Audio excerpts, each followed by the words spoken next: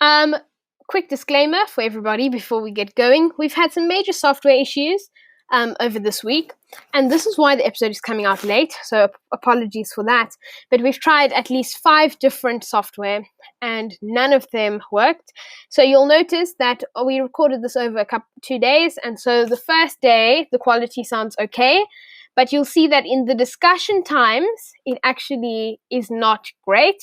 And we do understand, but we thought you'd still like to see the episode in any event. Enjoy the episode.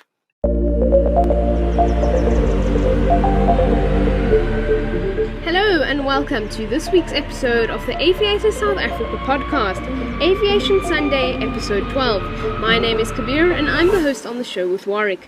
Today we'll be joined by our fellow aviation enthusiasts Thomas and Devarshan. Today on the show, we will be talking about British Airways' Boeing 747 retirement, turning airline uniforms into face masks, and a discussion about Kalula.com founder, Gideon Novik's new South African LLC. Also, between segments, we will be answering the questions from the comments on our videos and from emails to us. Send us your questions at theaviatorsouthafrica@gmail.com or in the comment section below. Enjoy the podcast.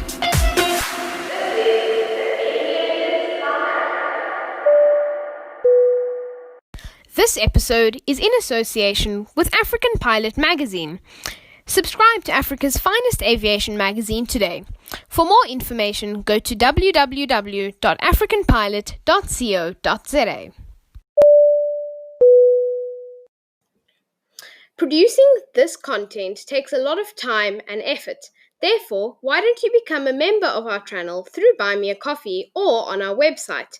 This will assist us financially and allow us to continue providing quality aviation content to South Africa and beyond. As a member of our channel, you will receive members-only aviation tech content reviews, get early YouTube videos and podcasts, and even get featured on our podcast and YouTube episodes. To do this, click on the links in the description. There's a Buy Me a Coffee link and there's a link in our website. If you click on the link to our website, you will get a 10-day free trial and then you can decide whether you'd like to continue. Alternatively, just buy us a coffee on the link below. $5 a coffee. Thank you for supporting us. Enjoy the episode. Last week on our episode, we mentioned that we would be spending half of this episode talking about the British Airways Boeing 747-400s and Qantas's last 747 flight. British Airways is the flag carrier of the United Kingdom. They were one of the largest operators of the Boeing 747-400s and only planned to retire these beautiful aircrafts by 2024. BA has kept their 747s grounded, but still in service for the airline during the UK's lockdown period. The airline wrote to its employees, "With much regret, we are proposing, subject to consultation, the immediate retirement of our Queen of the Skies, the Boeing 747-400. British Airways had 34 747-400s as of the end of last year." British Airways has been operating at 747-400 since 1989. Among Concorde, the 747-400 has been British Airways' flagship aircraft. Last year, BA painted its 100-year celebration livery on the oldest 747-400, GCIVB. BA had created this livery by mixing the airline's old livery design and giving it a modern touch. A while ago, we spoke about Qantas' immediate 747 retirement and that the airline mentioned that it would be having the last 3 flights of their 747s during the month of July.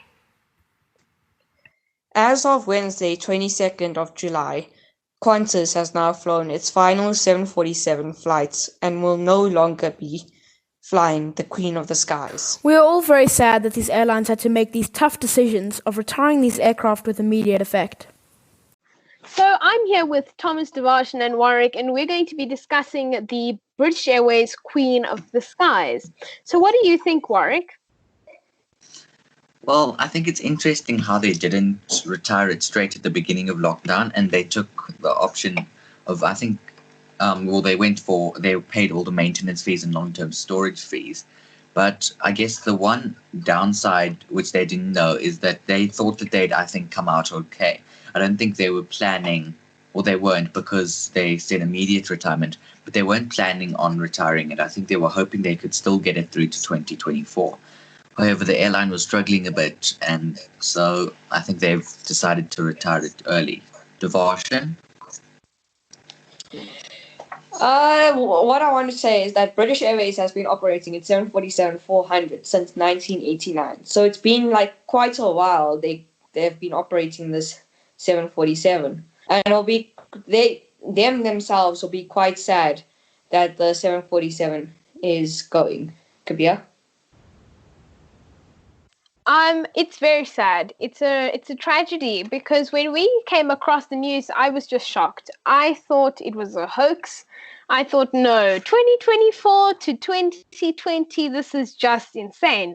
Because a couple of episodes back, we told you where you could fly on the 747, etc., and definitely go check that episode out. But we said you can fly with British Airways on their 747. And 2 weeks later, it's gone. All of a sudden, it's just gone, and there's nothing that we can do about it. And I'm with Warwick here. Why would you not retire it in lockdown? Maybe it's because they were being optimistic, but it's just very hard to see why you'd pay a lot more on just keeping it in storage. But Warwick and then Thomas. Well, I think the one thing is, what are they now going to replace their 747s with? Admittedly, now there's no reason for them to, because there's not really that many people which need to get around. So without the 747s, and they were already grounded, it's still okay, and they've still got their fleet renewal progress. They've got like their 787-10s coming in. They've got 777X still on order, and otherwise, Kabir. So you took the words out of my mouth. I was actually going to say, so we've seen their A350s coming in. We have also seen the 787-10s, which we spoke about, the 777X. It's really interesting to see how this is going to play out. But from all of us at the Aviators SA, it has been so sad to see the quick demise of the Boeing 747 from British Airways. We are now going to be talking about Gideon Novik's new low-cost carrier. Gideon Novik was the founder of LLC, Kalula.com, and Come's award-winning slow launch concept. He's now looking at starting a new airline. Many people will be thinking, why would you start a new airline in South Africa during the COVID-19 crisis? However, Novik says that there are silver linings and that SA's aviation industry is going to see a reset. He says that there are plenty of maintenance facilities for this new airline, and so more infrastructure is not necessary. He spent many years working with his father on making Come a success. This has helped him learn from Come's mistakes.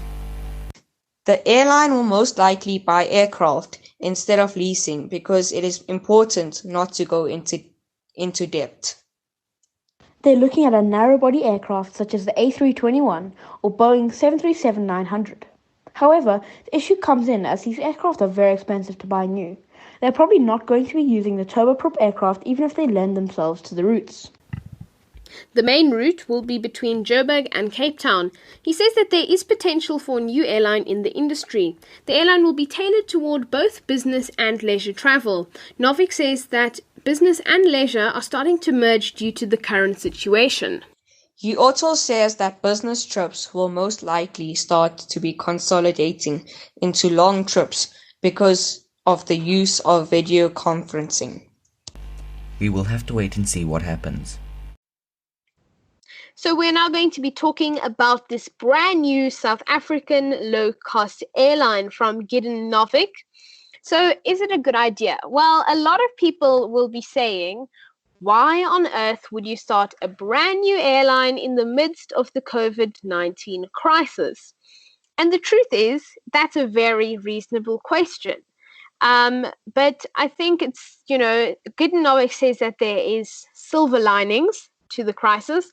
And obviously demand with travel will have to pick up again because it just will have to. People have to get around, and how are they going to do that? Does it mean a slow renewal process? It will happen. But Warwick, what do you think? Well, a lot of people are saying that it may not be a good idea to start an airline in the midst of lockdown, but that's all over the world. If we focus specifically on South Africa, at the moment we have got airlines which are allowed to open, but actually only one is operating basically. We've basically only got Safair which is operating. And that means that all the passengers are getting shared across one airline. And I think it would be nice to have, if you're a passenger, to have a choice of airline, especially because of Safair saying that you've got to pay to block the middle seat, which we discussed in one of our previous episodes. Devotion? About one thing, I think it is a very good idea because of the aircraft thing, because leasing would make you pay more than just buying an aircraft normally. So I think it should be a successful airline. Warwick?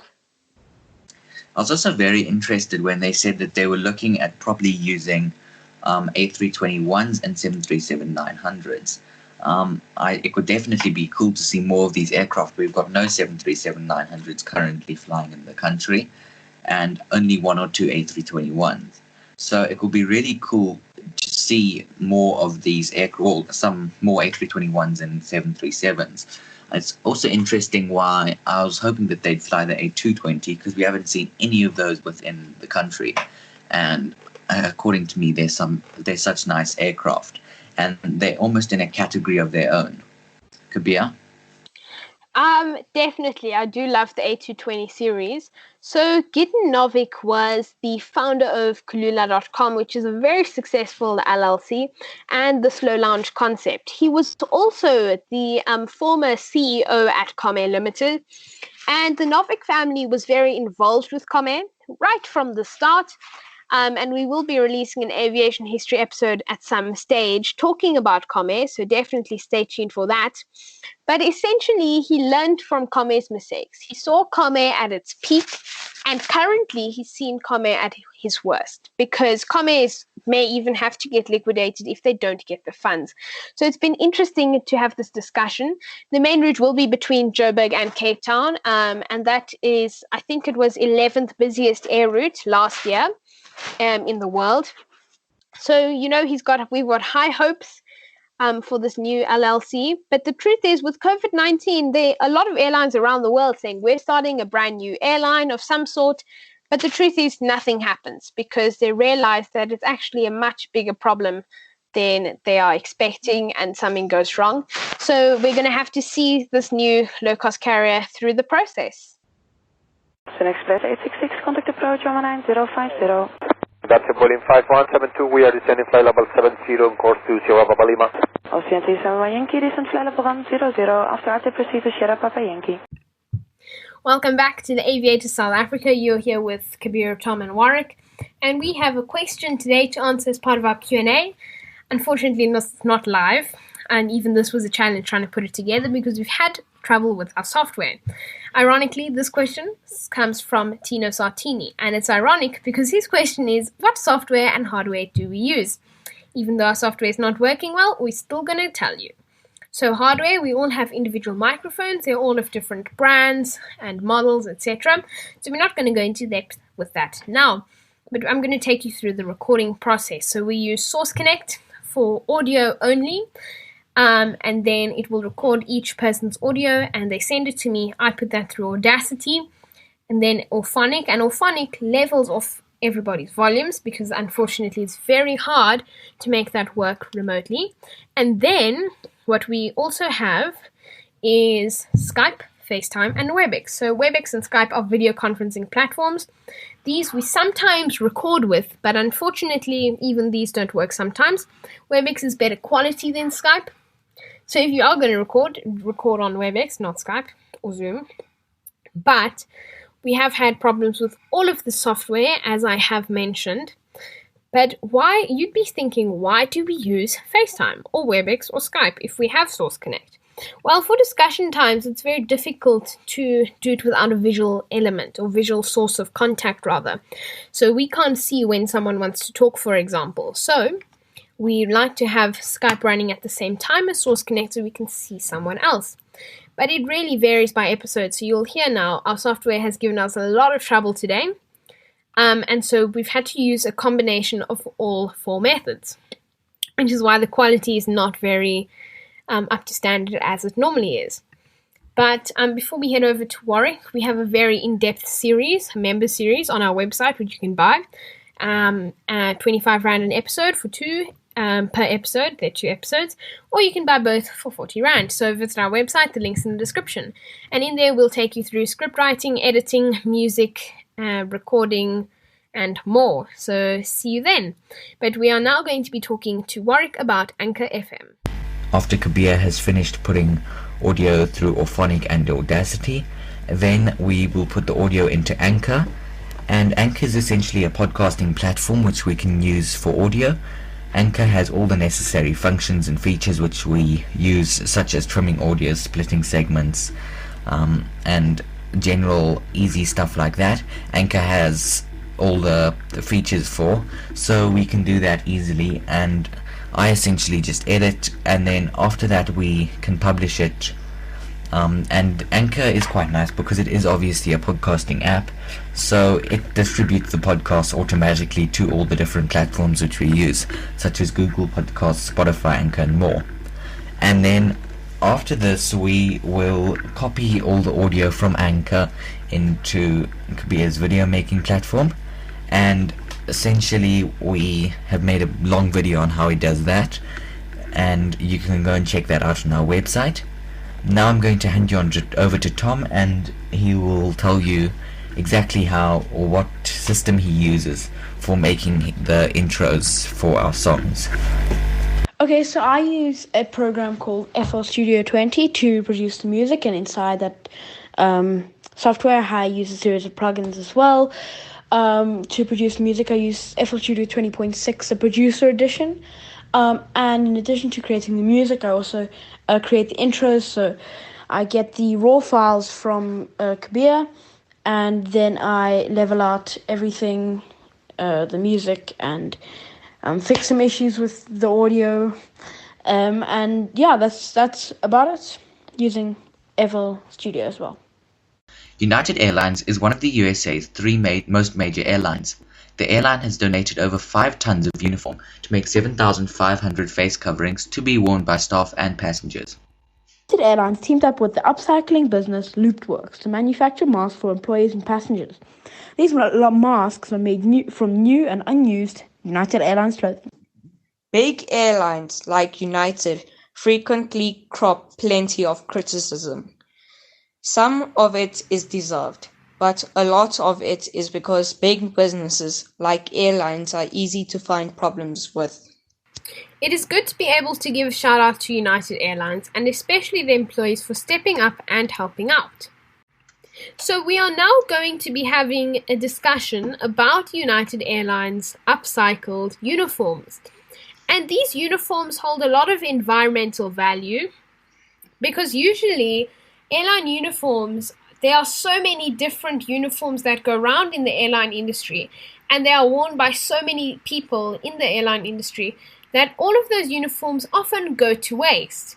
And so changing these uniforms into face masks is really clever, and it's a very good strategy from United because it's upping the environmental value, but it's also helping out the public with keeping safe in the aircraft and around airports, etc. So it's really such an interesting thing. But Warwick, do you mind telling us about biofuel and how this all relates? Well, I was just busy thinking that also United they've never really been such a big airline in the biofuel industry.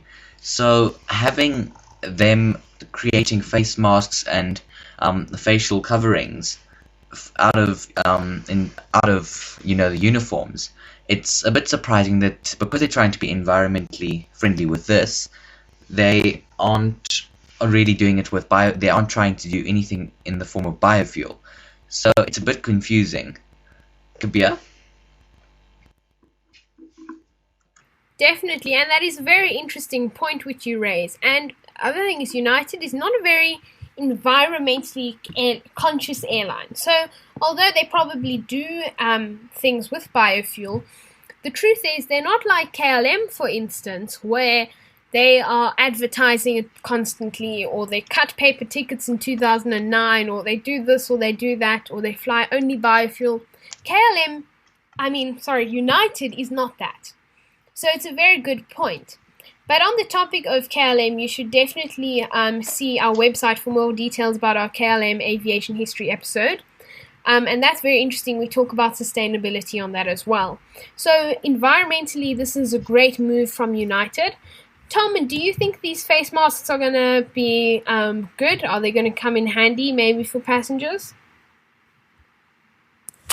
Definitely. And I think it's a really smart move, as you've already said, and gone on about. But it's really good that they're not just, they're using old stuff and recycling and finding new uses instead of just, making new stuff. And then, so I think it's really good and props him.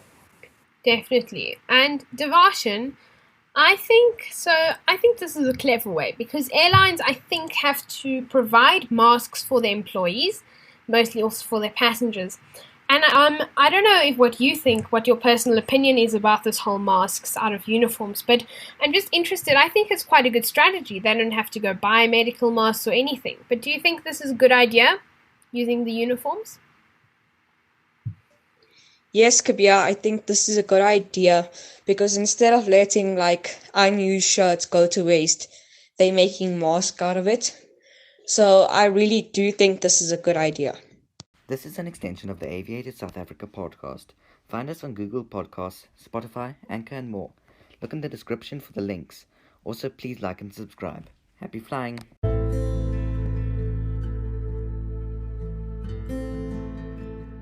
Thanks for tuning in to this week's episode of the Aviators South Africa. We'll see you next time on next week Sunday, 3 p.m. South African time. Please stay safe, stay home. Together we can beat the coronavirus. #Stay Home South Africa. To find out more about the coronavirus, visit sacoronavirus.co.za for more information. There's also a WhatsApp support number at 0600-123-456. That is 0600-123-456. Stay safe, South Africa.